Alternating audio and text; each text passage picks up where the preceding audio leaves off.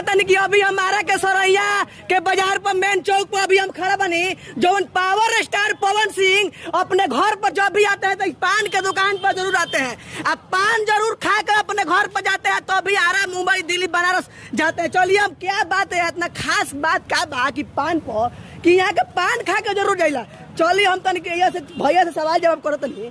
कहने भैया कि जो पावर स्टार पवन सिंह अपने घर पर हमें चाहे जान ले जरूर एक बार रुके ले। हम देखल हो बनी रोज दुकान पर पान खा माने जो का खास बा पान में कि जो खा ले मैंने बताई। अरे पुराना संबंध में भाई। हाँ वो हमारा के पान खा के पहले जात रहो, यात्रा बना के जात रहो। हाँ हाँ चाचा जी आजो आइला जी, चाचा तो पान खाइला जाइला माने बचपने से माने खात रहन हमेशा माने जब आवत रहन तो माने पान के एगो मित्रता के अनुसार। हाँ बात ये बना सही बात बा।